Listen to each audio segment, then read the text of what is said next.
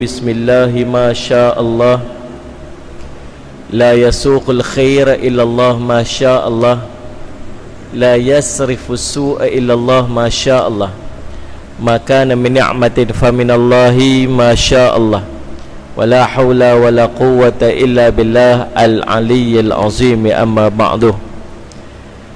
Yang dihormati tuan pengacara majlis, yang dihormati pengurusi masjid, seluruh ahli dan kuasa, tuan-tuan imam, pegawai-pegawai masjid, para asatizah, alim ulama, ibu-ibu, ayah-ayah, tuan-tuan, perempuan sidang hadirin dan hadirat yang dirahmati sekalian. Alhamdulillah, puji syukur kita panjatkan kepada Allah Subhanahu Wa Taala dengan limpah kurnia inayah taufik di sisi Allah. Kita dapat bersama-sama pada malam ini. Mudah-mudahan pertemuan kita diberkati oleh Allah Subhanahu Wa Taala. Saya nak tanya tuan-tuan, tuan-tuan dapat dengar saya jelas tak? Sebab bunyi kipas tu kuat sangat. Kipas-kipas ni yang kat dinding ni dia bunyi dia kuat. Jadi subhanallah, salli ala sayyidina Muhammad, tak clear lah. Kalau clear saya nak terus saja. Cuma yang tanya tu bukan pasal apa. Kadang kita duduk ceramah tu orang tak dengar. Kita buat lawak orang tak gelak. Ni, lepas tu muka macam tak puas hati masing-masing. Tu nak buat kita nak berhenti cepat tau. Masya-Allah, nampak gelak tu macam okey tu, boleh nampak tu, boleh dengar tu. Baik, alhamdulillah. Tajuk yang diberikan kepada saya pada malam ni ialah tanda-tanda taubat diterima oleh Allah. Tanda-tanda taubat kita diterima oleh Allah. Tuan-tuan, Nabi sallallahu alaihi wasallam menyebutkan kullu ibni Adam khata'. Setiap anak Adam mesti melakukan kesilapan. Kita dalam hidup kita sudah pasti buat silap, sama ada kita sedar ataupun tidak. Kita sekarang ni tuan-tuan usaha nak jadi orang yang paling baik dalam hidup. Bila kita dah mendapat hidayah di sisi Allah, Allah bagi dekat kita taufik, kita mai duduk dalam majlis-majlis ilmu, kita duduk dekat dengan masjid, kita sedaya upaya nak jadi orang yang paling baik di sisi Allah. Kita dah tak mau melakukan kemaksiatan. Antaranya tuan-tuan, bila kita mula masuk umur 40, bila kita dah mula masuk umur 40, Allah dah masukkan dalam hati kita ni rasa nak jadi baik dan sudah hilang keinginan untuk melakukan maksiat. Masuk aja umur 40 dah tak teringin dah nak pergi karaoke. Tak tahulah kalau masuk umur 40 pun nak pergi karaoke lagi, tak tahulah tuan-tuan. Dah rasa tu tak mau dah, rasa nak tinggal dah, tapi duk berlawan dengan nafsu dia. Waktu ni bila masuk umur 40 ni ataupun dah mula Allah bagi hidayah, kadang-kadang Allah bagi hidayah awal, umur 30 dah dapat hidayah dah, umur 20 lebih dah dapat hidayah dah. Tapi waktu tu bila dia dapat hidayah, dia bercanggah dengan apa? Dengan keinginan dan kehendak nafsu dia. Nafsu dia nak buat, merengek nak buat. Tapi hati dia tuan-tuan, jauh di sudut hati dia, dia dah mula hilang rasa kemanisan kemaksiatan tu. Tuan-tuan boleh faham tak ni saya cerita apa? Ini saya cerita ni pengalaman yang kita semua lalui. Berlawan lawan dengan keinginan nafsu, lawan dengan keinginan syaitan. Syaitan pujuk, lawan pujukan nafsu, lawan pujukan syaitan.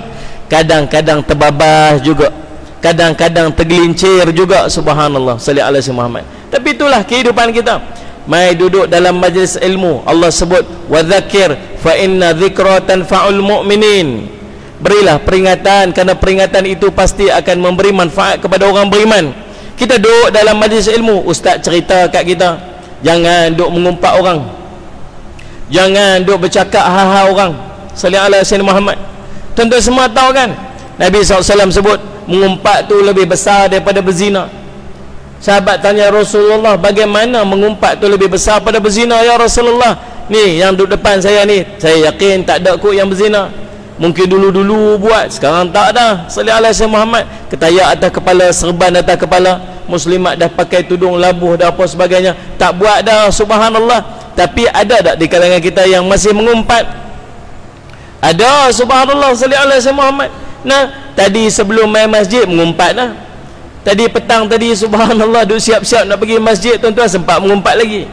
Tuan-tuan, dalam keadaan bukan tak pernah dengar tentang kedahsyatan orang mengumpat, yang pahala dia boleh dipadamkan oleh Allah. Nanti Nabi SAW tanya, salli ala sayyidina Muhammad, atadruna, salli ala sayyidina Muhammad, man muflis, kamu kenal tak siapa orang muflis ni? Sahabat tanya, Nabi tanya kepada para sahabat. Sahabat kata, orang muflis di kalangan kami ni ialah orang yang tak ada dinar, tak ada mata', tak ada harta benda, tak ada harta, tak ada duit. Itu orang muflis. Kata Nabi SAW, orang muflis ini di sisi Allah ialah dia pergi depan Allah, bawa pahala semayang dia, bawa pahala puasa dia, bawa pahala zakat dia, bawa pahala haji dia, tapi waktu di dunia dulu dia buat zalim ke orang, dia pukul orang, dia mengumpat orang, dia fitnah orang, lalu habis pahala-pahalanya diberikan kepada orang-orang yang diumpat, yang dia zalim. Habis pahala dia, sampai habis pahala dia, dosa orang tu pula diambilnya bagi kepada orang ni. Subhanallah. Inilah orang muflis. Tuan-tuan semua dengar kan? Tahu kan tentang kedahsyatan orang yang mengumpat bercakap tentang orang lain? Tahu kan? Tahu, tapi buat juga. Buat juga. Maksud dia tuan-tuan, ada benda dalam kehidupan kita yang kita tahu tapi kita sering tergelincir melakukan kemaksiatan. Itu contohlah satu tu mengumpat tu. Ya, tuan-tuan sallallahu alaihi wasallam Muhammad, banyak benda-benda yang lain lagi. Tak mau tengok tapi tertengok juga. Tak mau cakap tapi tercakap juga. Tak mau pergi tapi terpergi juga. Nah, dalam kehidupan kita macam itulah keadaan. Dia akan berterusan sampai bila? Sampai mati nanti.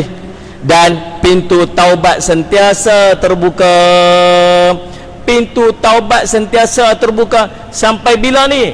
Sampai dua perkara ni. Yang pertama, tulu asyamsi min maghribiha, naik matahari daripada sebelah barat. Habislah. Waktu tu tak ada dah, taubat dah. Yang kedua, apa dia? Apabila nyawa sudah sampai ke kerongkongan. Ni dua waktu ni taubat tak terhenti dah. Tapi sepanjang waktu ni Allah duk membuka pintu taubat kepada kita.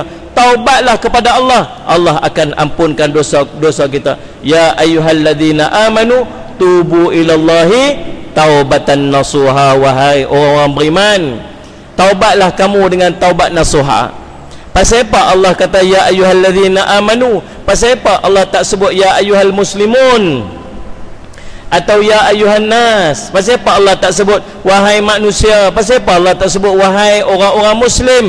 Sebab orang manusia belum tentu dia muslim, belum tentu dia beriman. Kalau dia muslim belum tentu dia beriman. Orang muslim belum tentu beriman. Orang beriman sudah pasti dia muslim. Faham tak ni? Wahai orang beriman, bertaubatlah kamu dengan taubat nasuha. Pasal apa Allah sebut orang beriman? Sebab hanya dengan iman dia mampu merasakan dosa.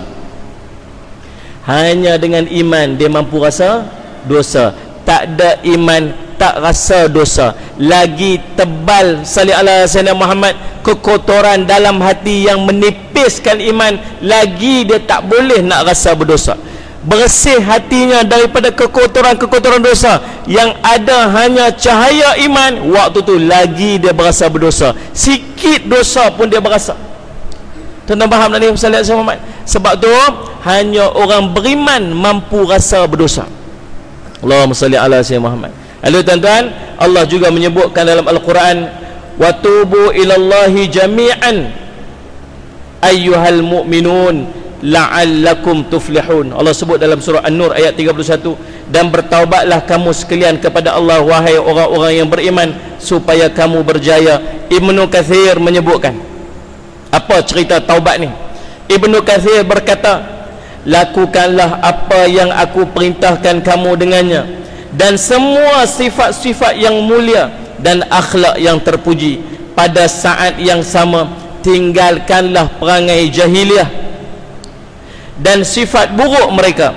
Ini kerana kejayaan dan kemenangan yang sebenar adalah dengan melaksanakan perintah Allah dan Rasul serta meninggalkan larangan dia. Bila sebut tubu ilallahi jami'a ayyuhal mu'minun, bertaubatlah kamu semua wahai orang-orang mukmin, Allah sebut sallallahu alaihi wasallam Muhammad. Nak sebut isyarat kata kita ni orang bertaubat ni apa? Dua perkara kata Ibnu Katsir.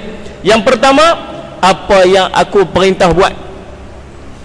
Yang kedua, tinggalkan perangai-perangai jahiliah kamu dulu ni. Kalau dia buat benda baik tapi jahiliah, perangai jahiliah tu tak tinggal lagi, ni bukan ciri orang bertaubat. Kalaupun dia tinggal orang perangai orang jahiliah tu tapi tak bersungguh untuk melakukan ketaatan, ini bukan ciri orang bertaubat. Ciri orang bertaubat, dia pergi akan pergi dua sekali serentak. Yang pertama bersungguh untuk buat ibadat, yang kedua bersungguh untuk tinggal perangai-perangai jahiliah tu. Perangai jahiliah tu, perangai-perangai maksiat kita duk buat tu lah. Kita buat, orang kata, ustaz, Nabi kata khata ni silap. Tahu silap? Kita tulis jawab periksa, jawapan dia B, kita tulis A. Orang kata, tadi jawab apa? Jawab A. Salah lah B. Itu dia panggil khata, silap. Boleh padam, kalau boleh padam, dia padam. Kalau tak boleh padam, kadang-kadang tu sallallahu alaihi Muhammad, Nabi sebut sifatkan dosa kemaksiatan kita buat ni khata, silap. Tapi silap apa ustaz? Dia saja buat ustaz? Tak, silap. Pasal apa silap? Sebab kalau dia tak jahil, dia mesti tak buat. Dia buat tu pasal apa? Pasal dia duduk dalam kejahilan. Tuan-tuan faham tak ni? Ada orang duk buat maksiat tuan-tuan, kadang-kadang pelik-pelik dia buat, kita kata, takkanlah yang ni pun tak tahu kot. Tuan-tuan tengok ada dua kisah. Seorang ni nama dia Muawiyah bin Abdurrahman. Muawiyah ni tuan-tuan sallallahu alaihi Muhammad, dia ni pergi sembahyang. Satu hari dia pergi sembahyang bersama dengan Nabi sallallahu alaihi wasallam. Dan dia pernah mendengar Nabi sallallahu alaihi wasallam sebut tentang tunaikanlah hak sesama orang mukmin. Apa dia tunai hak sama-sama? Salah satunya, apabila orang tu bersin, kamu doakan untuk dia. Tuan-tuan, sekarang ni kalau orang bersin kat kita, kita maki dia. Hacum, ni apa bersin? Bawa coronavirus. Pak ni lari pada orang. Nabi SAW sebut, kalau orang bersin, doakan untuk dia. Tapi syarat nak doakan orang bersin daripada dia tuan-tuan, dia ucap puji pada Allah dulu, baru layak untuk kita doakan dia. Ni dia hacum, alhamdulillah, kita pun yarhamukumullah atau yarhamkallah, kalau yarhamkillah. Faham ni sallallahu alaihi Muhammad? Kalau dia bersin hacum, excuse me, tak payah dia doakan. Tuan-tuan, ahli abid ni, dia bersungguh-sungguh nak buat ni. Ada seorang tu ulama tu tuan-tuan, dia duduk seberang sini sungai, tiba-tiba dia dengar ada seberang sana sungai bersin. Tahu dia buat apa? Dia sewa sampan lintang, sewa sampan kayu pergi cari. Tuan kata tadi yang bersin tadi, ya saya. Tuan kata alhamdulillah tak? Kata yarhamkullah. Subhanallah, dia nak ambil sungguh tuan-tuan. Sebab apa? Sebab tak pandang kecil benda kecil.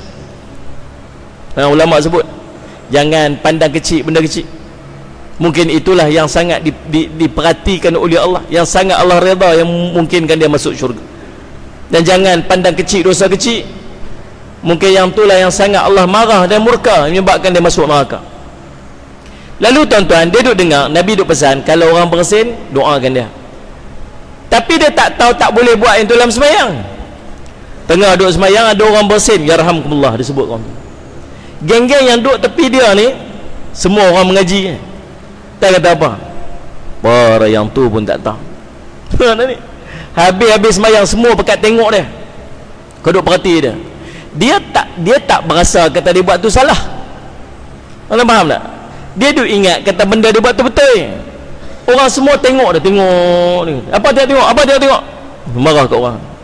Lalu tuan-tuan sallallahu alaihi Muhammad, Nabi SAW nampak, Nabi SAW panggil dia. Ustaz, dia pergi. Nabi sebut dia dengan perkataan yang paling lembut. Dia kata, tak ada orang yang menasihatiku selembut nasihat Nabi SAW. Dia tak menengkingku, dia tak marah dekat aku, dia tegur dengan penuh kasih sayang. Tu Nabi SAW. Tahu tak pasal apa Nabi SAW boleh tegur macam tu? Sebab Nabi anggap dia tak tahu. Faham tak ni? Sama juga kes orang yang main kencing kat tiang masjid. Hadis riwayat Imam Bukhari. Tuan-tuan boleh bayang tak? Tengah-tengah kita duduk kuliah ni, tiba-tiba ada seorang lelaki masuk kencing kat tiang ni. Ni tiang abang duduk sana. Ni.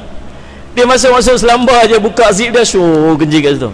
Tuan-tuan rasa bagaimanakah keadaan orang tu? Selamat ataupun dia tidak? Saya rasa tak selamat dah tuan-tuan. Faham tak ni? Sila-sila tu ada orang duk viral pula tu, ambil video ni. Inilah perangai orang lah ni, hina agama apa semua tuan-tuan. Subhanallah. Para sahabat macam tu lah, duk main mengaji dengan Nabi. Tahu masjid ni bukan tempat orang kencing, masjid ni bukan boleh tempat duk buat benda-benda kotor. Tuan-tuan, dia masuk-masuk syur kencing kat situ, para sahabat. Nabi kata, biar bagi dia kencing sampai habis lo. Bagi kencing sampai habis. Sahabat ni standby je tunggu apa arahan Nabi ni. Nabi kata on lah. Semua standby je. Mata duk tengok macam tu. Dia sambil duk kencing duk agak tengok. Ya apa duk tengok aku satu macam ni. Habis kencing tuan-tuan, para sahabat duk tunggu ya. Habis kencing kan duk tunggu. Nabi nak sebut apa Tuan-tuan Nabi suruh buat apa? Tolong ambil air sekejap pergi curah. Kata lah, kami pula yang kena. Dia tak kena ni pun besar rahmat dah. Kami pula kena pergi basuh ni. Tak apalah, para sahabat pun pergilah basuh. Sambil bawa air tu agak muka ni. Mak ni. Tak sekalian semua. Ya. Lalu subhanallah tuan-tuan sallallahu alaihi wasallam Muhammad. Lepas habis semua, barulah Nabi SAW panggil dia. Masa Nabi kata sallallahu alaihi wasallam Muhammad, ni masjid ni tempat kita semayang, tempat baca Quran, tak boleh kencing dalam masjid ni, tak boleh buang air. Oh macam tu. Dia pun angkat tangan, ya Allah, engkau rahmatilah aku, engkau rahmatilah Muhammad ni, engkau jangan rahmati geng-geng yang lain. Tuan-tuan sallallahu alaihi wasallam Muhammad, tahu pasal apa Nabi SAW boleh tegur macam tu punya teguran? Sebab apa? Sebab Nabi anggap dia tak tahu. Kita pun macam tu tuan-tuan. Kita ni cepat sangat judgemental tau, menghukum orang. Tahu pasal apa? Pasal apa kita cepat hukum orang ni? Sebab kita duk rasa takkanlah yang tu pun tak tahu. Macam ni, takkanlah yang tu pun tak tahu. Ada orang bak semayang, takkanlah yang tu pun tak tahu. Silap dalam semayang dia, takkanlah yang tu pun tak tahu. Ada orang tak tutup aurat dia, takkanlah yang tu pun tak tahu. Tuan-tuan, bukan semua benda kita tahu orang lain pun tahu. Kita dulu pun waktu duduk zaman jahiliah dulu, kita pun tak tahu sama aja. Tengok ni, duk mengaji sikit baru dapat ilmu sikit. Oh baru tahu disebut waktu tu waktu perangai jahiliah. Jahiliah ni apa? Duduk dalam kejahilan lah. Orang-orang yang duduk dalam kejahilan, dia panggil jahiliah. Kita dulu pun duduk perangai macam tu. Pasal apa? Pasal kita dulu pun jahil. Ni bila duk mengaji sikit-sikit, barulah dapat ilmu sikit. Subhanallah, barulah duk belajar sikit, barulah duk tambah-tambah amal sikit. Dengan sedikit ilmu yang kita dapat, itu pun dalam duk belajar tu, dalam duk jaga tu pun tergelincir lagi. Dalam duk jaga tu pun tergelincir lagi. Maka ulama sebut, disebabkan kita melakukan kesilapan dalam kehidupan, minta ampun pada Allah. Minta ampun pada Allah. Bila kita minta ampun pada Allah ni tuan-tuan, dua cara. Yang pertama, istighfar. Yang pertama, kita beristighfar kepada Allah. Tuan-tuan, istighfarlah. Banyakkan istighfar. Sallallahu alaihi wasallam Muhammad. Nabi SAW sebut, kita ni tuan-tuan, Allahumma salli ala sayyidina Muhammad, salli ala sayyidina Muhammad, buat salah, buat silap. Dalam keadaan buat salah, buat silap ni tuan-tuan, Allah kata istighfarlah, minta ampun. Minta ampun. Salli ala sayyidina Muhammad. Kalau kita buat salah kat orang, kemudian kita minta maaf kat orang, selesailah kita dengan orang tu. Tengok ni, kita buat salah kat orang tu, kemudian kita tahu, oh salah, kita kata kat dia, saya minta maaf nah. Dia pun kata apa? Ya, saya maafkan. Selesailah, macam tu lah, takat tu lah. Tapi dengan Allah bukan macam tu tuan-tuan. Kita buat salah kat dia, kita minta maaf kat dia, dia bagi pahala pula atas kita minta maaf kat dia tu. Hebat Allah. Tuan-tuan pernah jumpa ada orang, kita, saya minta maaf ya, saya buat salah kat kamu. Dia kata, aku tahu dulu kamu buat salah kat saya minta maaf lah, salah silap saya. Apa kamu minta maaf? Ya, saya minta maaf. Disebabkan kamu minta maaf, nah ambil handphone ni. Dia kata, dapat handphone pasal apa ni? Pasal minta maaf. Oh, hari tu buat salah lagi satu, minta maaf yang lagi satu tu. Nah ambil kereta ni. Tuan-tuan, ada tak orang macam tu? Tak ada orang tuan-tuan. Kalau ada tuan-tuan tunjuk kat saya teringin nak berjumpa orang macam ni. Tak ada tuan-tuan. Tapi itu Allah. Kita buat salah, kita minta ampun kat dia, kita istighfar. Astaghfirullahalazim, paling kurang astaghfirullahalazim, astaghfirullahalazim. Ada pun astaghfirullahalazim alladzi la ilaha illa huwal hayyul qayyum wa atubu ilaih. ataupun astaghfirullahalazim wa atubu ilaih, ataupun sayyidul istighfar, Allahumma anta rabbi la ilaha illa anta khalaqtani wa ana 'abduka wa ana 'ala ahdika wa wa'dika mastata'tu, sampai habis. Lafaz istighfar dia panggil. Faham dah ni? Kita istighfar kepada Allah. Tahu Allah kata apa kat kita? Nabi kata apa? Nabi kata man lazima al-istighfar. Siapa yang sering beristighfar, siapa yang melazimi istighfar dalam hidup dia, kata Nabi, ja'alallahu lahu min kulli dhiqin makhrajan, maka Allah akan sallallahu alaihi wasallam Muhammad memberikan, menjadikan kepadanya setiap kesempitan itu kelapangan. Tahu rasa sempit lah hidup, rasa macam pasal apa lah Allah beban ni, pasal apa lah lepas satu ni.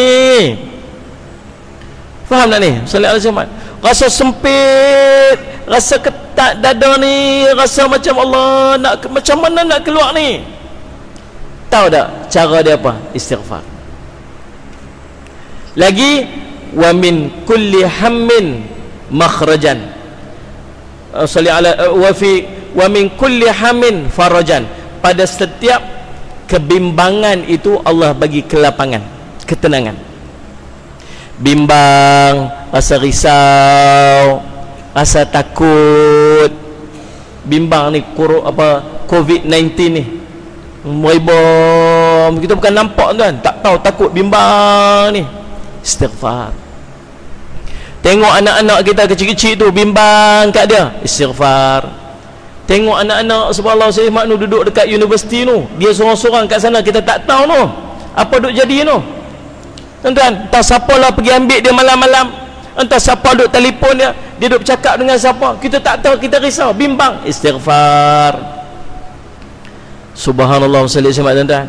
Nah, lagi wa yarzuqu haitsu la yahtasib, dan Allah akan memberikan untuknya rezeki daripada arah yang tidak dia sangka-sangka. Istighfar. Kita banyak dosa, minta ampun pada Allah, Allah murahkan rezeki kita. Seorang pergi berjumpa dengan sallallahu alaihi wasallam Muhammad, Imam Hasan Al-Basri, pergi mengadu, wahai Imam, saya ni kahwin lama tak dapat anak. Nah, ni tips orang yang kahwin lama tak dapat anak, tips sallallahu alaihi wasallam Muhammad. Pergi jumpa mengadu dekat Imam Hasan Al-Basri, wahai Imam, saya ni kahwin lama dah tak dapat anak, apakah tips dia, apakah amalan nak bagi dapat anak ni? Dia kata apa? Istighfar.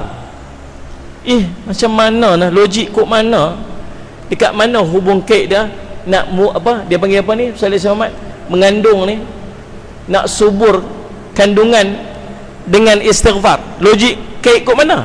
Tak tahu, disebut istighfar. Orang ni taat, istighfar, baiklah, baik Syekh, dia pun balik. Kejap lagi ada seorang ni, Syekh, saya ni, kampung saya ni hujan tak turun, kemarau lama hujan tak turun Syekh, tolong saya bagi apa amalan kami boleh buat supaya hujan boleh turun ni. Istighfar, kata dia. Balik orang ni.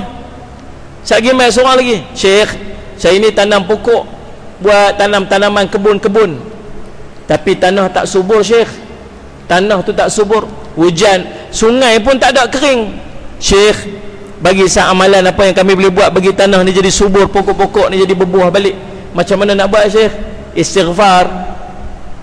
Balik orang tu, anak murid dia jumpa, wahai Imam, saya nak tanya, tadi orang tu cerita masalah pasal anak, Syekh kata istighfar. Orang ni cerita pasal hujan tak turun, Syekh kata istighfar. Orang ni cerita pokok dia tak subur, Syekh kata istighfar. Macam mana tu Syekh?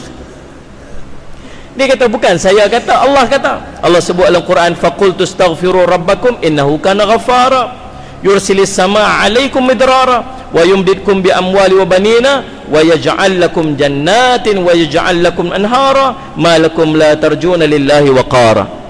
Surah apa tuan-tuan? Surah Nuh ayat 10 sampai 13. Allah kata apa? Maka aku katakan kepada mereka, beristighfarlah kamu kepada Tuhan kamu, sesungguhnya dia maha pengampun. Lepas tu, nescaya dia akan mengirimkan hujan kepada kamu dengan lebat. Istighfar, hujan turun. Siapa kata ni? Allah kata. Berani tuan-tuan kata tak betul? Siapa berani kata? Apa kena istighfar dengan hujan turun? Allah sebut dalam Quran. Tuan-tuan, salli ala Sayyidina Muhammad. Bila Allah sebut, confirm betul. Kemudian Allah kata lagi, salli ala Sayyidina Muhammad, dan memperbanyakkan harta dan anak-anakmu. Allah murahkan rezeki, bagi harta banyak, zuriat keturunan, anak-anak kamu Allah akan bagi lagi. Dan Allah akan mengadakan untuk kamu kebun-kebun, dan mengadakan pula di dalamnya untukmu sungai-sungai. Semua ada kat dalam tu. Istighfar je, minta ampun pada Allah. Kita minta ampun pasal dosa, Allah bagi turun hujan. Kita minta ampun pasal dosa, Allah bagi zuriat keturunan. Kita minta ampun pasal dosa, Allah bagi murah rezeki. Kita minta ampun pasal dosa, Allah bagi kebun subur, jadi sungai, subhanallah. Dan Allah tutup ayat tu, malakum la tarjuna lillahi waqara. Allah kata apa? Mengapa kamu tak percayakah akan kebesaran Allah? Allah kata, awak kamu tak percayakah? Salli ala Sayyidina Muhammad. Dan apa kaitan dia? Kenapa kamu tak percayakah akan kebesaran Allah? Istighfarlah tuan-tuan. Sebab tu saya selalu sebut, kita ni tak ada sebab untuk tak beristighfar. Tuan-tuan kata tuan-tuan banyak dosa, istighfarlah. Tuan-tuan rasa tuan-tuan susah hati, istighfarlah. Ni berapa hari tak hujan turun ni, 2-3 hari ni, barulah sehari dua ni hujan turun. Allahumma salli ala Muhammad. Alhamdulillah. Mungkin ada di kalangan kita yang sibuk beristighfar, dan Allah turunkan hujan. Tidak ni salli sama, orang lain pun tumpang manfaat dia. Tuan-tuan, apa saja keperluan dalam kehidupan kita, dia antara solution dia ialah istighfar. Tahu pasal apa tuan-tuan? Allahumma salli ala Sayyidina Muhammad. Sebab dia, kata Nabi SAW, antara yang menjadi penghalang murahnya rezeki, menjadi penghalang tak makbulnya doa kita ni, sebab dosa. Nabi sebut, la yazidu fil umri illa albirru wa la yaruddu alqadara illa ad-du'a wa inna rajula la yuhramu ar-rizqa bidh-dhanbi yusibu, atau kama qala Rasul sallallahu alaihi wasallam. Rawahu Ibnu Majah, Nasa'i, Ahmad wa Ibnu Hibban wal Hakim. Nabi sebut, tidak akan bertambah usia, tidak akan ditambah usia dia kecuali dengan kebaikan. Orang buat baik umur panjang, orang yang rajin buat baik umur dia panjang. Lagi, tidak boleh berubah takdir melainkan dengan doa. Takdir kita tertentu dah, ya, macam mana nak berubah takdir tu? Doa. Dan kata Nabi SAW, sesungguhnya seorang lelaki ataupun seorang manusia kerap terhalang dia daripada rezeki disebabkan dosa-dosa yang dia lakukan. Oh, baru tahu rupa-rupanya yang rezeki tak murah ni pasal dosa banyak. Yang duk minta, ya Allah bagilah, ya Allah, Allah bagilah, Allah, Allah tak bagi ni, rupa-rupanya pasal dosa banyak. Dan lebih menakutkan, Allah bagi juga rezeki kat dia, tapi bukan sebab Allah nak bagi, tapi Allah nak hukum dia. Disebut sebagai istidraj. Dapat, tapi dapat tu dengan kemurkaan Allah. Faham tuan-tuan? Yang pertama, buat apa? Cara untuk kita minta ampun pada Allah dengan kita beristighfar. Yang kedua, cara untuk kita supaya Allah ampunkan dosa-dosa kita ni ialah dengan kita melakukan amal-amal saleh. Buat amal kebaikan. Ittabi'as sayyi'ata hasanata tamhuha, kata Nabi SAW. Melakukan amalan-amalan soleh, buat baik. Salli ala Sayyidina Muhammad. Tuan-tuan mai ke masjid, setiap langkah Allah padam dosa. Tuan-tuan pergi ambil wuduk, basuh tangan, gugur dosa. Tuan-tuan kumur, gugur dosa. Basuh muka, gugur dosa. Puasa sunat, gugur dosa.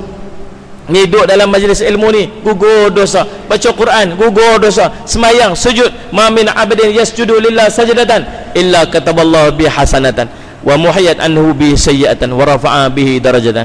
Tidaklah seorang yang sujud kepada Allah melainkan dengan setiap sujud tu Allah tulis satu pahala, Allah padam satu dosa, oleh angkat satu darjat. Ni semua yang Allah padam ni dia panggil apa ni? Dosa-dosa kecil. Kalau nampak tadi berjalan duk main masjid ni, berselerak kot jalan tu, dosa-dosa kita tu, kehitaman jalan tu, beritam tu dosa-dosa kita ni, kalau boleh nampak. Nah, Ni kalau boleh nampak dosa-dosa kita sujud ni, ni hitam kat depan ini ni. Semua dosa-dosa kita berguguran. Faham dah ni Ustaz Muhammad? Tuan-tuan, tapi dosa apa? Dosa kecil. Dosa kecil. Dosa yang jenis jeling-jeling tengok-tengok tu. Ni dosa yang ter. Faham dah ni? Salih alaihi wasallam. Tapi dosa besar taubat nasuha. Taubat nasuha.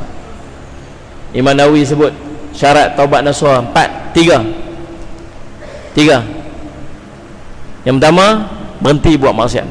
Berhentilah, semua tak buat dah ni, insya-Allah biiznillah, mudah-mudahan. Jangan dosa-dosa besar-besar tak buat dah kot. Dulu ada ni, subhanallah, pil kuda. Subhanallah, dulu ketum. Subhanallah, faham dah ni? Dulu minum, masya-Allah, salih ala Sayyidina Muhammad. Apa benda kita tak buat dulu ni? Buat. Ada orang berzina, ada orang buat benda-benda dosa-dosa yang besar-besar, kita buat dulu. Jahil nak buat macam mana? Alhamdulillah, Allah bagi hidayah kat kita, tuan-tuan. Nah, Allah bagi hidayah. Salih ala Sayyidina Muhammad. Jadi orang baik letak ketayak atas kepala. Salih ala Sayyidina Muhammad. Ni kita tak ni tak atas kepala ni bukan sebab baik ni. Ni yang ikat serban ni bukan sebab baik ni. Ni yang pakai jubah ni bukan sebab baik ni. Kita pun sama, tuan-tuan, yang pakai letak ketayak atas kepala ni bukan sebab baik ni. Sebab tak baiklah tak ketayak atas kepala ni. Dia jadi perisai. Dia ni. Nak buat benda tak baik, duk fikir ni ketayak atas kepala. Faham tak? Nak potong kiri, duk fikir ketayak atas kepala ni. Faham ni? Tadi nak pergi Rusila, jalan jam, tuan-tuan, tengok orang potong kiri, kita pun macam nak potong kiri, teringat serban atas kepala ni. Kira serban atas kepala ni tak potong kiri tu. Subhanallah. Nak buat benda tak baik ni kadang-kadang ni yang ni halang kita ni. Sebab tu kalau orang kata tunjuk baik lah ni pakai jubah, silap banyak tu. Silap kata tu. Yang pakai jubah ni bukan nak tunjuk baik. Yang pakai jubah ni sebab tahu kata tak baik. Dia duk halang kita daripada benda buat maksiat. Betul kan? Setuju dengan saya ni? Dan sallallahu alaihi Muhammad. Jadi usaha tak mau buat ni, itu tanda syarat pertama taubat nasuha. Yang kedua, azam tak mau buat lagi dah. Cukuplah, ke depan-depan sudah tak nak lah. Yang ketiga, ini susah sikit. Dalam banyak-banyak syarat taubat nasuha, yang ketiga ni berat sikit. Apa dia? Menyesal dengan apa yang pernah dia buat. Ini susah. Kita, tuan-tuan, insya-Allah kot tak buat dah. Azam tak mau buat lagi kot. Tapi satulah ni, tuan-tuan, tak ada ni. Macam mana nak cabut rasa seronok maksiat daripada hati ni? Sebab nak sampai ke tahap menyesal, dia mesti rasa benda tu tak seronok. Kalau selagi duk berasa benda tu seronok, macam mana nak menyesal? Tuan-tuan faham dah ni? Dia boleh sampai ke tahap menyesal. Menyesal ni bukan dekat ini, tuan. Menyesal ni bukan takat ni. Menyesal ni dalam ni. Tak mau buat dah. Okey, ini perbuatan. Berhenti daripada buat, ini perbuatan. Tapi menyesal, ini kerja hati. Boleh cakap, aku menyesal lah dulu kalau aku tahu aku tak buat. Mulut boleh cakap, tapi hati tu betul-betul rasa menyesal ataupun tidak? Tuan-tuan faham tak ni? Sebab tu ulama sebut, meninggalkan maksiat yang belum pernah dilakukan itu lebih mudah daripada meninggalkan maksiat yang pernah dia lakukan. Tahu pasal apa? Sebab dia pernah merasakan kelazatan maksiat. Orang yang berhenti merokok, ni susahnya nak tinggal rokok tak sama macam orang yang tak pernah rasa rokok tu macam mana. Tu yang ni, orang yang tak pernah rasa rokok ni macam mana, tuan-tuan? Orang isap rokok tepi dia pun pening kepala rasa. Tu yang ni 3 meter. Ni tak tahu kok tukar kerajaan ni ubah undang-undang tu, saya tak tahulah. Orang-orang yang merokok ni minta doa sangat tu, minta tukar balik. Salih alaihi Muhammad. Saya tuan-tuan cukup pantau orang merokok dalam tanda awam. Oh, supaya pening kepala kita. Dah masuk tuan-tuan, tengok ada puntung rokok dekat dalam tu, tanda dia flash tuan-tuan. Tarik dia pergi, tapi puntung rokok tu tinggal kat situ. Tahu kata ni baru dia Mamat ni mesti baru lepas rokok kat sini. Oh, dia berdengung tuan-tuan kat dalam tu. Saya duduk bayang macam manalah dia duduk kat dalam tu.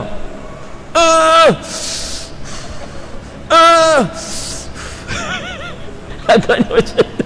Subhanallah. Tuan-tuan, masya-Allah Rabbi. Lepas tu kita masuk, lepas tu tuan-tuan, pening ni. Melekat bau ni. Pergi dekat dalam masuk kereta nak pergi kuliah. Orang kata, "Ustaz, sokok lah." Mungkin sokok, ada orang merokok kat tuan-tuan. Ya Allah, kita yang tak biasa merokok tuan-tuan, sallallahu alaihi Muhammad, tak boleh bau asap ni. Tapi orang yang berhenti merokok, oh jangan main-main dulu tuan-tuan. Subhanallah. Lepas makan pedas, oh time merokok sedap. Oh insya-Allah. Makan pedas tuan-tuan, lepas tu cucu rokok. Dia punya nikmat dah. Subhanallah. Ni dia baru sebulan berhenti merokok. Kawan ni tuan-tuan, kawan ni pun jahat juga. Kawan ni pun jahat. Kalau dulu time dia merokok, jangan harap sebatang pun kedekut. Bukan sebatang, separuh pun tak mau kongsi tuan-tuan. Tapi tak suruh rokok, aku berhenti dah. Bila berhenti? Sebulan berhenti. Nah 20. Letak 20 kat. Subhanallah. Perangai buruk tuan-tuan, jangan main-main tu. Dia boleh pecah. Pasal apa? Pasal benda biasa. Ni orang yang subhanallah biasa minum arak, dia tengok, bukan tengok, dia tengok cok baju tu pun dia teringin lah. Sebab dia pernah rasa tuan-tuan sekalian. Sebab tu nak menyesai ni susah. Ni antara tanda menyesai ni apa? Dia tak mau cakap bab ni. Dia tak mau cakap, dia tak mau sebut dah benda yang dia buat tu.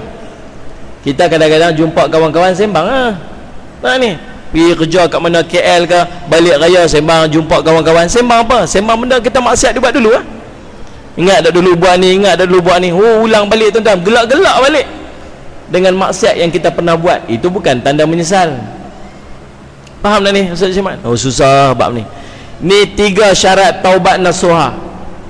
Besar mana pun dosa dia, cukup syarat ni, Allah ampun dosa dia.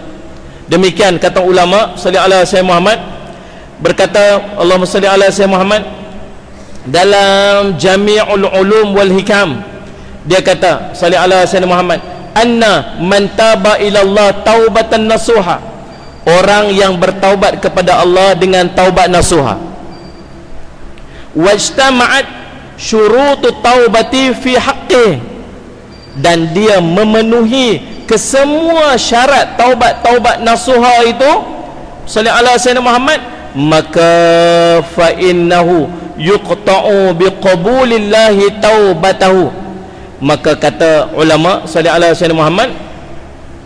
wasallam Muhammad, maka boleh dipastikan bahawa Allah telah menerima taubat bagi dirinya. Ulama kata apa? Sallallahu alaihi wasallam Muhammad, lagi ulama sebut sallallahu alaihi wasallam Muhammad, ini seperti mana boleh dipastikan Islam orang kafir yang masuk Islam dengan benar. Inilah pendapat jumhur ulama, majoriti daripada ulama. Baik tuan-tuan, faham dah? Nak mudah faham kita macam ni lah. Kalau orang tu bertaubat dengan syarat-syarat taubat nasuha yang sempurna, maka boleh disebutkan kepada dia bahawa taubat dia telah diterima. Demikian pendapat jumhur ulama. Seperti mana apa? Gambaran dia ibaratkan macam orang yang belum Islam, orang yang kafir, tiba-tiba dia masuk Islam. Dengan perbuatan dia masuk Islam tu, kita dah yakin macam mana Nabi SAW sebut, maka akan terhapus, terampun dosa-dosa dia. Tapi jangan overconfident. Aku cukup syarat taubat dah, Allah ampun dosa aku. Antara dia ada tanda orang yang diampunkan dosa ni. Faham tak ni Ustaz Syamad? Kata, Allah ampun dosa aku dah, tak apalah, boleh relax. Jangan. Ulama sebut, ulama kata apa? Kebaikan yang kamu lakukan, lupakanlah. Semua kebaikan yang kamu lakukan itu, lupakanlah. kerana dia sudah pasti tercatat di sisi Allah. Jangan duk ingat benda baik kita buat selagi kita ungkit. Ni dulu ni aku wakaf ni. Tu. Pasal apa yang ungkit tu? Sebab dia ingat. Ni masjid ni, subhanallah. Ni aku wakaf ni. Orang dengar, masya-Allah, hebatlah. Berapa hang wakaf ni? RM50 hantar. Macamlah sebiji masjid 50. Walaupun RM50, pahala Allah bagi kat dia dah. Tuan-tuan, sekali dia ungkit kebaikan dia, Allah kata apa? Nabi sebut 3 golongan yang Allah tak mau pandang nanti di yaumul qiyamah. Allah tak mau pandang muka dia. Bukan sekat Allah tak mau pandang muka dia, Allah tak mau ajak bincang dengan dia. Tak mau bincang. Dan dia tak dapat macam mana orang lain dapat pengampunan, dapat pertolongan, dia tak dapat. Siapa ni? 3 orang. Yang pertama, orang yang mengungkit-ungkit kebaikan yang pernah dia buat. Yang memintan. Nah, kadang-kadang kita ni tuan-tuan terlajak-lajak aja.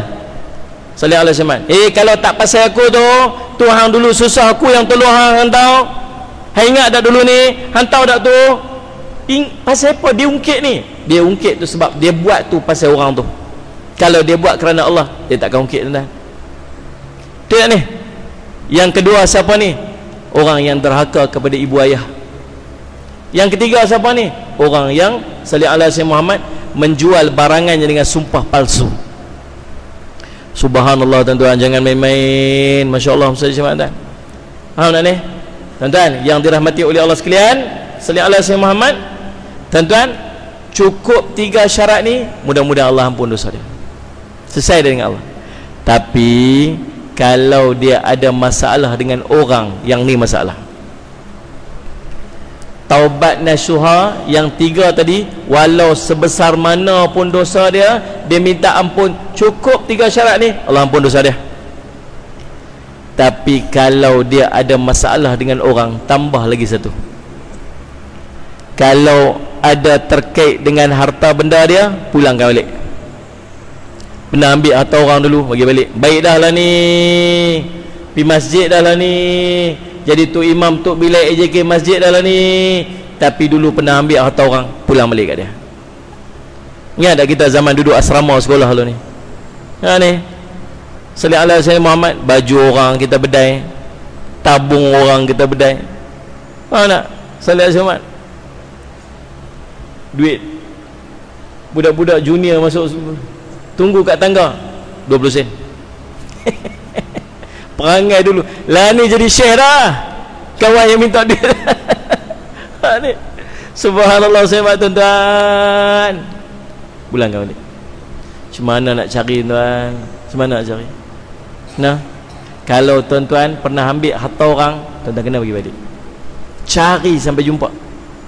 Tuan-tuan tak jumpa dia, tuan-tuan salih alaihi Muhammad, cari waris dia. Mati dah dia, cari waris. Tak selesai, tuan. Tak selesai. Salih alaihi Muhammad. Nah, cari waris. Waris pun tak jumpa dah, tak tahu dah. Tuan-tuan pi wakaf, niat atas nama dia. Bagi sedekah, niat atas nama dia. Tapi hari ni bagi wakaf, esok jumpa. 20 tahun cari tak pernah jumpa, tuan. Kita ambil duit dia kata 5,000. 20 tahun cari tak jumpa. Cari nombor telefon, cari kampung, tak jumpa. Tak apalah, ustaz. Ustaz buat madrasah, ustaz? Ya, saya buat madrasah. Ustaz, ni saya pernah terambil duit orang dulu. Ni saya nak bagi wakaf ni. Saya nak niat atas nama dia. Mudah-mudahan Allah ampun dosa saya dengan dia. Pun bagi, ustaz pun terima. Terima kasih nak, saya pun terima. Tuan-tuan, buat balik pergi Kedah. Malam ni bagi, esok jumpa kawan tu. Dia kata, "Loh, mana hang pi 20 tahun aku cari hang nak bayar hutang hang ni. 20 tahun aku cari. Salih alaihi Muhammad. Hang pi mana ni?" Bila baru balik mai dekat sini, balik ni apa semua ni. Tapi duit hang yang 5,000 tu aku dah bagi wakaf kat orang lain dah. Tak ada kata apa. Siapa suruh hang bagi wakaf? Mai balik duit 5,000 tu. Apa ni? Aku lupa dah, tapi hang peringat balik, hang mai balik. Alhamdulillah, ada juga rezeki aku 5,000, mai balik. Dia kata aku dah bagi wakaf dah tu. Bagi wakaf. Siapa suruh hang bagi? Bagi balik kat aku. Tuan-tuan semualah, wajib bagi balik kat dia. Melainkan dia redha, dia kata tak apalah 5 tak apalah, wakaf tu okeylah aku terima, tak apa, selesailah abang dia. Tapi kalau dia kata dia nak balik, tuan-tuan kena bagi balik kat dia. Nak buat mana ustaz? Tak tahulah, telefon balik ustaz tu kah? Dia cari, ustaz semalam yang saya bagi 5,000 tu cancel ustaz, saya balik. Subhanallah. Tuan-tuan faham dah ni? Salat semak. Kalau terkait dengan keaiban orang, aib, pergi minta maaf ke dia. Ini masalah tuan. Kalau dengan orang, dengan Allah mudah, dengan orang susah tuan-tuan, susah.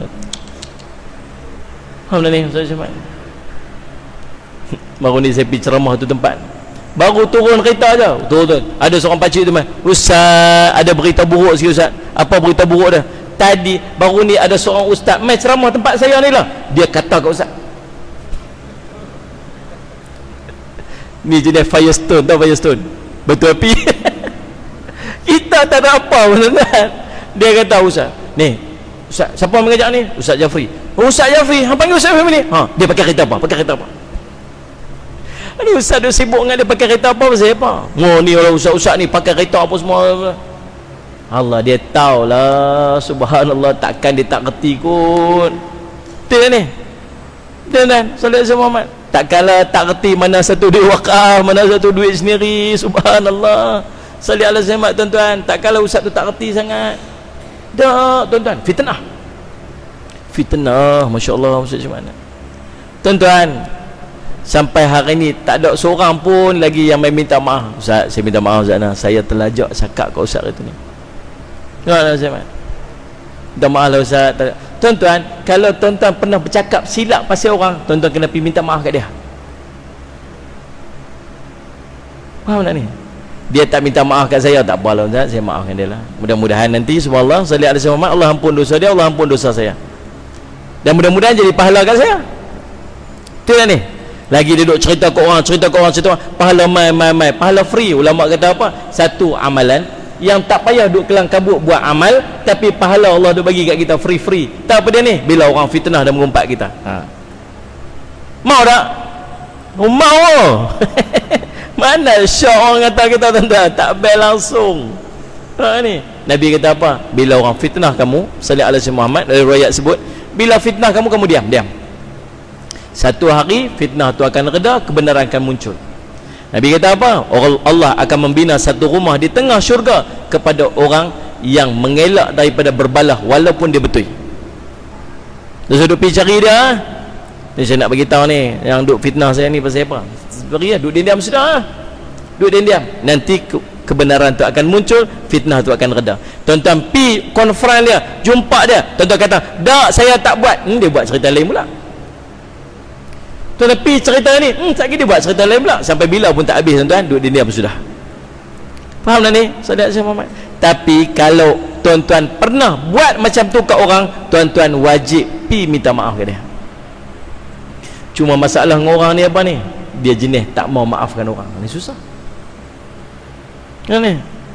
Dia kata, "Tuan, Din, aku dulu pernah cakap silap pasal hang Din. Dia aku minta maaf kat hang lah." Dia kata apa? Taramau. Dah ni sungguh aku minta maaf sungguh ni. Tak mau jumpa dengan hang kat akhirat ni. Wow, subhanallah. Jangan main-main tuan-tuan. Orang dia boleh cakap sampai macam tu.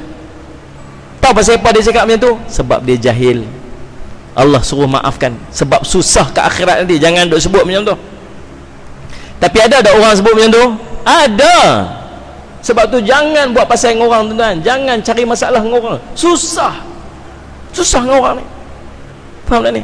Kalau orang tu tak mau maafkan kita, kata ulama-ulama tasawuf, kalau kita dah minta maaf kat orang tu tetap tak mau maafkan kita, berdoalah kepada Allah agar Allah lembutkan hati dia untuk maafkan kita. Susah tuan-tuan. Baik tuan-tuan sekalian, Allahumma salli ala sayyidina Muhammad. Dia panggil apa? Taubat nasuha. Kemudian bila kita bertaubat dengan taubat nasuha, salli ala sayyidina Muhammad, maka tuan-tuan ada tanda-tanda dia. Apa tanda dia tuan-tuan? Salli ala sayyidina Muhammad. Ni sebahagian daripada ulama hikmah, ni saya petik daripada kitab Tanbihul Ghafilin. Apa kata ulama-ulama hikmah apabila ditanya kepada mereka, adakah ada tanda bahawa taubat seseorang itu telah diterima? Maka ulama ahli-ahli hikmah ni menyebutkan, ya, tandanya ada 4 tanda taubat seseorang itu telah diterima. Yang pertama, apa dia? Memutuskan hubungan dengan kawan-kawannya yang tidak baik dan bergaul dengan orang-orang yang saleh. Ini tanda pertama. Dan bukan tanda pertama ni dia sendiri-sendiri buat, tak. Allah yang dorong dia, Allah yang susun kehidupan dia supaya orang-orang yang tak baik ni keluar daripada kehidupan dia. Tuan-tuan tak perasan benda ni duk jadi dengan kita bila kita mula dekat dengan masjid. Dulu waktu kita tak suka main masjid, dulu waktu kita jauh daripada masjid, yang duduk sekeliling kita bukan orang-orang ni. Faham tak ni? Orang-orang yang salih alaihi wasallam Muhammad, yang sentiasa duk ajak kita ke arah benda-benda maksiat. Tapi bila Allah bagi hidayah kat kita, kita mula main masjid, kita duduk dalam majlis ilmu, kita duduk mengaji sikit-sikit, tiba-tiba yang duduk di sekeliling kita ni orang-orang yang lain, geng-geng lain, geng-geng yang duk ajak pergi masjid, geng-geng yang duk hantar tazkirah kat kita. Grup WhatsApp kita yang dulu merapu merepek tu pun dah makin slow dah. Ni ada yang unfriend ada yang block kita. Tuan-tuan sekalian, saya selamat. Tak ada ni. Kita tengok kita punya Facebook, kita punya friend kat Facebook pun geng-geng lain, orang-orang lain. Tuan-tuan, siapa yang susun ni? Bukan kita punya kerja. Allah yang menyusun kehidupan kita sebab Allah nak bagi kebaikan dekat kita. Kata Imam Al-Ghazali rahimahullah ta'ala, salih ala Sayyidina Muhammad, dia sebut apa tuan-tuan? Man jalasa ma'as salihin, siapa yang suka duduk dengan orang-orang saleh, orang-orang baik-baik ni, maka Allah akan menambahkan baginya keinginan untuk melakukan amal soleh dan bersegera untuk bertaubat atas dosa-dosa dia. Tahu siapa? Pasal kita sentiasa terdorong untuk melakukan amal kebaikan yang sahabat-sahabat kita sekeliling kita duk buat. Betul tak tuan? Tuan-tuan setuju tak dengan saya ni? Ni yang nak main kuliah malam ni pun tuan-tuan tahu tak kira apa? Daripada semalam duk zikir ni, nak pi tak pi, nak pi tak pi, nak pi tak pi, nak pi tak pi, nak pi tak pi, nak pi tak pi, nak pi tak pi, nak pi tak pi. Ha ni sampai jumpa tang hujung tak pi. Oh, rasa macam tak mau pi. Tiba-tiba ada kawan kita telefon, hampi dak kuliah esok ni? Pi. Kih dia ajak tu tuan-tuan dia pi. Kadang-kadang termalu kat kawan, tak pi sekali dia kata apa pula? Empi lah. Dengan malu kat dia tu kita boleh sampai dan dapat kebaikan-kebaikan. Tuan-tuan boleh faham tak? Sebab tu Nabi SAW kata apa? Al-mar'u ala dini khalilihi. Seorang itu dia duduk di atas jalan ataupun cara hidup ataupun din ni, boleh ibaratkan sebagai agama, boleh ibaratkan sebagai cara hidup. Al-mar'u ala dini khalilihi. Seorang itu duduk di atas jalan kawan rapat dia. Lepas tu orang pergi berjumpa dengan seorang syekh. Dia kata, syekh, ceritakan aku ni siapa? Syekh, aku ni siapa? Syekh kata apa? Aku tak tahu siapa kamu, tapi kamu beritahu siapa kawan kamu, aku akan beritahu siapa kamu. Kita ni cenderung dengan orang yang duduk sekeliling kita. Kalau orang yang duduk sekeliling kita orang baik, biiznillah, insya-Allah kita akan jadi baik. Tapi yang duduk di sekeliling kita orang yang tak baik, tuan-tuan, kita sendiri akan terdorong untuk melakukan kemaksiatan. Kita kata, Ustaz, saya ni tak baik Ustaz, macam mana saya nak pergi duduk dengan orang baik-baik? Ustaz, saya ni tak baik Ustaz, macam mana saya nak pergi duduk dengan orang baik? Tahu, kata kat diri, pasal kamu tak baiklah kamu nak pergi duduk dengan orang baik. Bukan nak tunggu kita baik, nak duduk dengan orang baik. Tak, pasal kita tahu kita tak baiklah kita nak duduk dengan orang baik ni. Sebab orang baik sentiasa duk ajak kita kepada kebaikan. Faham tak ni?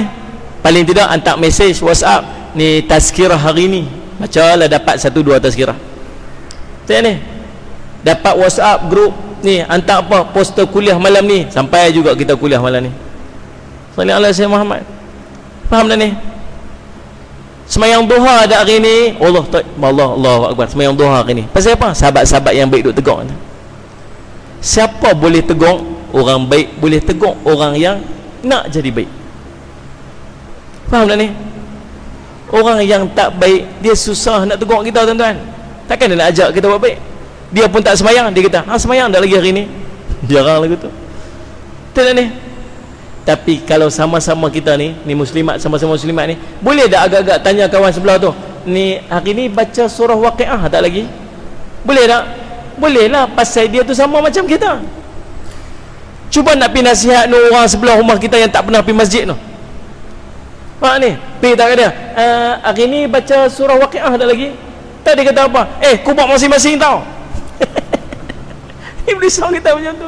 Tak pasal apa kita tak boleh menasihati? Tak pasal apa? Pasal wave dia tak sama. Tuan faham tak ni? Kita perlukan sahabat baik yang duduk di sekeliling kita ni. Tak pasal apa? Sebab kita nak jadi baik. Habis Ustaz, orang tak baik tu, takkan kita nak tinggal dia, Ustaz? Tak tinggal. Tugas kita untuk menyampaikan dakwah. Pergi kena nasihat, kena bagi tahu. Salih alaihi Syekh Muhammad. Tapi setakat mana yang kita mampu buat. Takut pula bila kita duduk dalam kelompok dia, bukan kita yang nasihat dia, mereka yang duduk nasihat kita. Tengok ni, tuan-tuan, Syekh Muhammad. Tuan-tuan, ni belajar pakai kitayak ni. Tahu pasal apa? Pasal kawan-kawan kita semua pakai kitayak.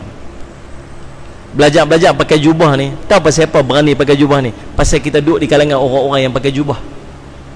Tengok ni, tuan-tuan, kalau duduk dengan kawan-kawan tuan-tuan yang dulu-dulu zaman pakai baju cap tengkorak tu, mana ni? Tuan-tuan nak buat ketayak. Dia kata apa? Ustaz main dah. Lagi ketayak ke mana tuan-tuan? Silap-silap semayang pun tak hari tu. Faham tak ni? Sebab tu dalam keadaan kita nak berubah jadi baik, tahu tak?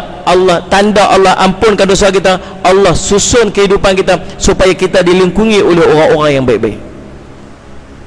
Dan sebaliknya, kata ulama, apabila kamu melakukan kemaksiatan, melakukan dosa, Allah akan menjauhkan orang-orang yang baik daripada kamu. Tahu pasal apa? Allah tak mau kebaikan tu mai kat kita. Pernah tak tuan-tuan buat majlis, tuan-tuan telefon, Ustaz tolong mai rumah saya ni, saya buat kenduri. Ustaz kata apa? Minta maaf nak sibuk, tak boleh mai. Telefon Ustaz ni, Ustaz rumah saya buat kenduri ni, Ustaz tolong mai Ustaz. Minta maaf, saya ada program kat lain. Ustaz tolong mai Ustaz, minta maaf saya tak boleh mai. Siapa ustaz pun tak boleh mai tempat kita ni? Pasal apa? Boleh tak Allah nak lapang depa semua hari tu untuk mai majlis kita, supaya kita dapat barakah dia? Boleh tak? Boleh. Tapi Allah sibukkan semua orang yang baik-baik daripada kita ni. Saya takut itu tanda bahawa kita sedang tenggelam dalam dosa, dan Allah tak mau orang-orang yang baik ni duduk dekat-dekat dengan kita. Tuan-tuan faham tak ni? Seorang ahli abid dia kata, aku melihat perubahan pada isteriku dan pada binatang tungganganku apabila aku tersilap melakukan satu kesilapan dalam kehidupanku. Berubah bukan sakat tuan-tuan, bukan sakat manusia, binatang pun berubah bila kita tersilap melakukan satu dosa. Tu hati-hati tuan-tuan. Pertama. Yang kedua tuan-tuan, Allahumma salli ala sayyidina Muhammad, tanda bahawa Allah mengampunkan dosa-dosa kita, kata ahli hikmah, ialah menghentikan semua jenis maksiat dan rajin melakukan ibadat. Dia terberhenti, dia hilang interest, dia hilang rasa syok, dia hilang rasa keinginan untuk buat maksiat. Bukan setakat tu, taufik ini, kata Ibnu Athaillah, ialah Allah menghalang dia daripada melakukan kemaksiatan. Jalan-jalan maksiat dekat dia tu, dia terputus. Dia teringin nak buat maksiat, tapi ada saja halangan-halangan dia. Itu tanda Allah bagi taufik kat dia. Tuan faham tak ni? Berbeza pula dengan kebaikan, ada saja jalan baik kat dia. Ada kuliah malam ni, kereta ada, sihat tubuh badan, dekat dengan rumah, mudah nak buat baik. Itu nama dia taufik. Dan taufik juga apa? Bila susah untuk nak buat maksiat, teringat nak buat maksiat, nafsu ada tuan-tuan, teringin nak buat maksiat, bisik syaitan memang duduk dengan kita, teringin nak buat, tapi ada saja halangan dia. Ni teringin nak tengok benda tak elok ni, tengah-tengah duk kuliah masuk main video apa, tengok kelabu, teringin nak tengok, gaya nak download, internet. Selalu 4G kat sini, tiba-tiba loh, pasal apa pula ni? Pula dah. Tu Allah tak izin. Allah tak mau kita buat. Tapi dia boleh start motor pergi kedai mamak. Mamak, password internet. Ni anak juga Allah lagi lah kat dia. Anda faham tak ni? Jadi dia antara tanda Allah ampunkan dosa apa ni? Dia hilang keinginan, hilang jalan untuk dia buat maksiat. Jalan-jalan nak buat maksiat tak ada. Dulu mudah ya. Nak pergi karaoke, jom. Nak pergi disco, jom. Anda je kawan-kawan pergi. Nak pergi buat ni, jom. Sallallahu alaihi wasallam. Nak pergi tikar lomba ekor, jom. Mudah ya dapat. Dapat pula tu, kena pula tu. Dia kalau kaki ekor ni tuan-tuan, jangan ustaz sebut pun dia kira nombor. Ya, hari ni kita masuk muka surat 3 ya, baris kepada baris nombor 2. Sallallahu alaihi wasallam Muhammad tu hadis yang pertama, dia kira 4 3 1 ni. Tu nombor 2, 4 3 1 2. Pergi tikar esok. Tinggal kena kat dia.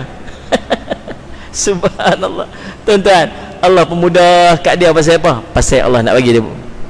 Allah tak mau bagi taufik kat dia. Faham dah ni sallallahu alaihi wasallam Muhammad? Sebab tu kalau tuan-tuan rasa macam tuan-tuan teringin nak buat maksiat, tiba-tiba ada halangan dia, tuan-tuan stop. Jangan duk pilajak, jangan paksa. Allah tak bagi kita buat. Tanda Allah sayang kat kita. Tapi perangai kita nak cari jalan nak buat juga. Nah, geng-geng muda-muda ni tengok ni. Ni ujian banyak juga ni. Nah, ujian ni. Muslimat dekat di luar sana tu. Faham tak ni? Salih Ahmad. Akhi buat apa tu? Ni saja. Akhi, saya perlukan kepada nasihat. Ni. Subhanallah. Nah, mula-mula macam tu lah. Lepas tu lajak sikit Salih Ahmad. Ni. Tolonglah hantar tazkirah kat saya ni. Saya ni perlukan kepada bimbingan. Tengok ni pakai niqab cantik. Tengok mata lawa ni subhanallah. Tuan-tuan, tu ujian ni. Gaya nak hantar, Allah bateri padam. Gaya nak hantar, internet tak ada, tu Allah tak bagi. Dia kelang kabut hati, bobak ni. Nak pergi cari, ni siapa ada internet ni? Pinjam kawan ni. Ni Ustaz Simad. Hantar apa tu? Hantar tazkirah bunyi pun. Tengok ni. Enti sudah makan? Dia mula tu. Nak hantar kat orang, silap minta maaf lah. Tuan-tuan tengok tu, syaitan punya duk plan buat perancangan kat dia. Tuan-tuan, waktu terjumpa halangan tu, jangan proceed. Pasal waktu tu tanda Allah sayang ke kita, Allah duk block kita pada buat maksiat. Sama juga dengan kebaikan. Jaga tengah malam, pukul 4:30 pagi. Sekalian Muslimat, jaga pukul 4:30 pagi. Allahumma salli ala Muhammad. Tuan-tuan, tahu pasal apa Allah kejut 4:30 pagi tu? Tu waktu makbul doa untuk kamu. Paling tidak angkat tangan doa, ya Allah bagilah sihat, ya Allah bagilah kebaikan, ya Allah apa semua. Yanzilu Rabbana tabaraka ta'ala fi kulli lailatin ila sama'i dunya. May yad'uni fastajib lahu wa may yas'aluni fa'utiyahu wa may yastaghfiruni faghfir lahu. Turun Allah Subhanahu taala ke langit dunia bila pada akhir malam. Allah kata malaikat, ada siapa angkat tangan doa, ya Allah, ya malaikat, aku nak makbulkan doa dia. Ada siapa yang nak apa-apa daripada aku nak tunaikan untuk dia. Siapa yang nak minta ampun apa, aku akan ampunkan dosa dia. Bila sepertiga akhir malam, kita terjaga tengah malam tu, Allah SWT terjaga, pergi toilet kencing, patah balik tidur. Apa tidaknya tuan-tuan? Apa salahnya kalau angkat tangan beri? Allah bagi kebaikan kat kita, Allah sedang bagi taufik, Allah kejut kita pada waktu yang paling mustajab doa. Faham dah ni? Itu tanda yang kedua. Tanda yang ketiga, salih ala sayyidina pukul 9 nak onti dah ni. Yang ketiga, hilang rasa bersenang-senang dalam hatinya. Hilang rasa bersenang-senang dengan dunia dalam hatinya, dan selalu mengingati kesusahan hari akhirat. Bila sampai Allah ampun dosa dia, tahu dia rasa macam mana? Dia rasa obses dia dengan dunia ni makin pudar. Kalau dulu pantang nampak opportunity, nampak peluang, no. Dia kata, ni ada projek kat sini, mau dah. Masuk. Nampak ni jalan. No. Ustaz Syamad, dia nampak usia dia dah lanjut dah tuan-tuan, 60-70 tahun. Lagi 60 tahun lepas dia pension, lagi nampak nak beli tanah sana, nak buat homestay kat sini, nak buat rumah kat sini. Dia obses dengan dunia dia, seolah macam dia tak mati-mati dah. Tapi bila Allah ampun dosa dia tuan-tuan, keinginan pada dunia dia makin hilang. Tak apalah bagi kat dia. Dengki-dengki manusia tak ada lah. Ya, dia dapat tak apalah tu rezeki dia, aku takat-takat ni cukup lah, tuan-tuan. Dan tahu apa yang berlaku, dia selalu ingat mati, selalu ingat mati. Sallallahu alaihi wasallam takut dengan mati. Tengok orang, kalau dulu dia tengok orang mati tak berasa apa, sekarang ni kalau tengok orang mati dia gelisah, rasa gelisah. Subhanallah, ya Allah, takutlah, masya-Allah. Tahu dia akan jadi apa? Dia akan jadi orang yang banyak amal dia. Baca seduk istighfar dah lagi hari ni, baca, takut mati. Sembahyang duha dah hari ni, sembahyang duha, takut mati. Tahajud dah tadi, buat tahajud, pasal apa? Takut mati. Dia duk buat amalan tu pasal dia takut dia mati hari tu. Tuan faham tak ni? Ini tanda bahawa Allah telah mengampunkan dosa dia. Dan yang keempat, yang terakhir, sallallahu alaihi wasallam Muhammad, ulama-ulama ahli hikmah dia menyebutkan apa ni? Tanda bahawa Allah telah mengampunkan dosa seorang itu ialah dia percaya dan yakin dengan jaminan Allah dalam soal rezeki. Lalu dia menyibukkan dirinya dengan melakukan apa yang diperintahkan oleh Allah Subhanahu wa taala. Tahu tak tanda dia apa ni? Dia yakin rezeki Allah bagi kat dia.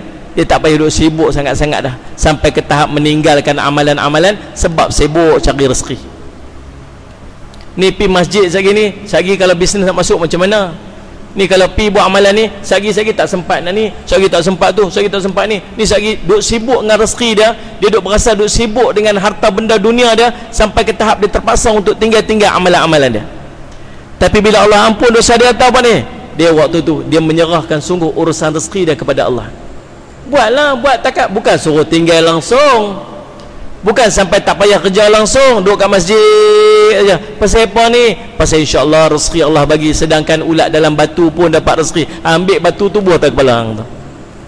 Mak ni, sallallahu alaihi Muhammad, pilah cari rezeki, ikhtiar, tapi dalam keadaan apa ni? Dia meyakini bahawa Allah akan bagi rezeki kat dia. Setakat mana yang Allah nak bagi rezeki kat dia. Tuan faham tak ni? Tu ulama sebut berapa ramai orang tertipu dengan dunia dia. Tertipu dengan dunia dia sehingga dia sibuk mencari rezeki dia, sibuk setiap hari cari rezeki. Tiba-tiba dia mati, rezeki yang dia usahakan hari tu ni semua difaraidkan kepada waris dia. Amal tak ada, tak sempat buat amal. Pasal apa tak sempat buat amal? Hari tu sibuk sangat cari rezeki. Awal-awal pagi lama, tambah sekarang ni tuan-tuan dah subuh masuk lambat, subuh masuk lewat tuan-tuan. Mana ni? Dia nak kelang kabut nak pergi kerja, tunggu standby tu imam azannya, tu bila azannya, tu bila Allah, dia pun Allahu Akbar, semayang selalu. Allah imam tu imam tak, tu bila tak sempat nak habis sebut Allah Akbar lagi, dia pun Allahu Akbar, soli fardu subhi lillahi ta'ala, assalamualaikum warahmatullahi wabarakatuh, terus tak betul, pergi kerja. Zuhur kelang kabut, asar kelang kabut, maghrib tak balik-balik lagi tuan-tuan sekalian, sibuk meeting sana, mesyuarat sini apa semua, sibuk cari rezeki sampai malam, balik letih, tidur. Esok ulang benda yang sama, esok lusa ulang benda yang sama, sampai satu hari dia himpun duit sungguh tuan-tuan yang dia duduk cari tu, Allah cabut nyawa dia. Waktu Allah cabut nyawa dia tuan-tuan sekalian, anak-anak dia pekat-pekat ambil semua rezeki dia tu. Yang dia sibuk sangat cari hari tu ni, sembahyang tak sempat, sembahyang sunat tak sempat, baca Quran tak sempat, istighfar tak sempat, minta ampun tak sempat, apa pun tak sempat, balik kosong. Rezeki yang dia cari sangat hari tu, nah habis bagi kat orang. Rugi tak ni? Rugi dunia, rugi akhirat. Faham tak ni? Bila Allah ampun dosa kita, tahu tak ni? Dia waktu tu dia main dalam hati dia ni, dia rasa yakin rezeki Allah bagi kat dia. Tak apa, aku buat ibadat lagi Allah murah rezeki, aku istighfar lagi Allah murah rezeki, aku baca Quran nanti Allah bagi rezeki, aku sedekah lagi Allah bagi rezeki. Tuan-tuan sekalian sallallahu alaihi wasallam, tuan-tuan faham tak ni? Jadi tuan-tuan, itulah yang disebutkan dalam kitab Tanbihul Ghafilin. Dan justru mereka yang menyebutkan apabila terdapat semua sifat tersebut, maka termasuklah dia daripada kalangan mereka yang disebutkan oleh Allah, innallaha yuhibbut tawabin wa yuhibbul mutatahhirin. Bila cukup 4 syarat ni, maka inilah yang Allah firmankan dalam Quran, sesungguhnya Allah mengasihi orang-orang yang banyak bertaubat dan mengasihi orang-orang yang sentiasa mensucikan dirinya. Surah Al-Baqarah ayat 222.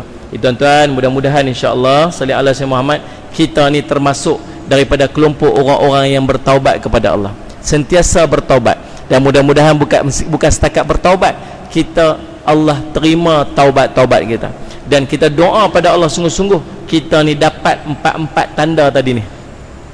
Yang ini kita boleh muhasabah kita ni. Kita boleh muhasabah diri kita ni. Ada tak tanda-tanda tu? Mudah-mudahan ada tanda tu. Kalau ada tanda tu, mudah-mudahan insya-Allah Allah telah terima taubat-taubat kita, dan kita termasuk daripada kalangan hamba yang Allah kasih tadi ni, di kalangan orang-orang yang bertaubat di sisi Allah. Jadi tuan-tuan, cukup sekadar itu. Saya minta ampun, minta maaf salah dan silap, dan mudah-mudahan insya-Allah sedikit daripada perkongsian itu jadi manfaat untuk diri saya dan manfaat pada kita seluruhnya insya-Allah. Aqulu qawli hadza wa astaghfirullah li wa lakum. Wassalamu alaikum warahmatullahi wabarakatuh.